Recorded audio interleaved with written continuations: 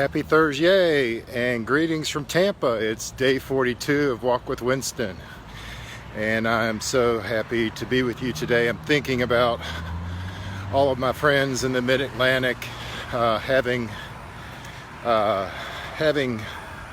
experienced the full force of nature's fury just a year ago with Irma.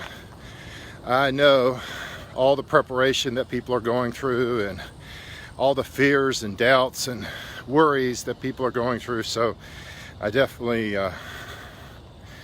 my hearts are with you as you go through this event over the next few days. Somebody asked me yesterday, why do I say happy Monday or happy Thursday? Part of that is my sister and I, that's how we greet each other when we do these walks. So a little bit out of habit. I was also thinking about it and saying, well, you know, if you love the growth that you're experiencing and appreciate the life that we're given, why wouldn't we be greeting the dawn with a yay every day? I know most people reserve that term for Friday, and for many people, those are people who are unfulfilled in their work and just want to, move on to their real life. But for me, my quest is to really blend my personality, my gifts and experiences, my appreciation for my maker and my faith into one integrated whole life. I was part of a small group process in my church in Cincinnati 4 years ago, and the topic was blending your life, your work, and your faith, and recognizing that we don't live separate lives, but that we have one life. And it was through that study that I got more interested in personal development and really looking and seeking how to incorporate my faith into my work. And for me, that's a very important piece. For much of my career, I kept those completely walled off. And it was very unfulfilling. But, for me, the integration of faith, fun, life, vocation, and being one life is so important. And so I don't view Friday any different from Saturday, or Monday different from Tuesday. They're all a day to be savored and appreciated. And I think the older we get, the more we recognize that eternal truth. Well, anyway, that's a little sidebar. What I wanted to talk to you today is how eliminating BS in our life can really accelerate our transformation. And if we don't eliminate that BS in our life, it can block the life of our dreams. Now, you guys know me. I'm all about being family friendly with these posts because I hope these encourage you as adults, but also perhaps encourage your teenagers and young adults. And so there's no need to curse. And, my grandmother used to say, someone who uses cuss words just has a lack of vocabulary. I think there's a lot of truth to that. I mean, there's a lot of emotion that goes with those expressions. But, can we relanguage those emotions in another way? I think, we're smart enough to do that. So, in this case, BS stands for belief systems. And my fellow fitness-focused mastermind, Matt Dobschitz, he really did a masterful job yesterday of talking about how he had some really limiting BS going on in his life relative to his beliefs about money. How he had come through, in his family lineage, they had been very successful. His grandfather particularly had a very successful career. People saw him and sought him out for his leadership. And because he served so many people, he was financially blessed. And then because of some family difficulties, his immediate family kind of rejected much of that lifestyle. There was a lot of conflict in the family. But he recognized that, and people have said to him that he has a lot of the qualities of his grandfather.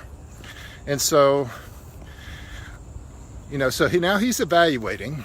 He's not saying exactly yet what his path will be, but he's taking stock of his belief systems. And I so admire that, because as we do that, we find out that those beliefs really, they're called limiting beliefs, mistaken beliefs, and in a lot of quarters, because they aren't true and they hold us back from the life of our dreams. This past weekend, attending the Free to Dream conference, the main thing I was looking for was to create leverage in terms of my personal transformation on the health side. And that started with an analysis of what I currently believe about my health. And one of the things I did in reviewing my my current state, my current physical state, was I had to say, so why does having extra weight on my body work for me? How has it worked for me in the past? I mean, when we're trying to move away from something in our life and we're stalled, there are reasons that we're not doing it, and usually it's because those reasons are working for us in some regard. So for me, I've shared before here how when I was young and being bullied all the time by some of the neighborhood kids, that I willed myself to be big because that would protect me from them. And that worked for me when I was 8 years old and 9 and 10 and 12 years old. It doesn't work for me at this stage of life. I don't need protection, physical or emotional protection from others. I have lived a rich and varied life, and I have seen many times in my life how my plans, my goals and desires that were thwarted at the time turned out to be so much better when I surrendered and got in alignment with eternal principles. So I don't need weight to protect me from anything.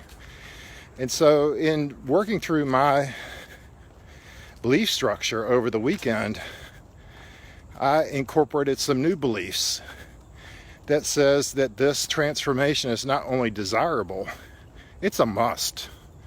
It has an urgency and a finality to it that can't be undone, that shouldn't be undone.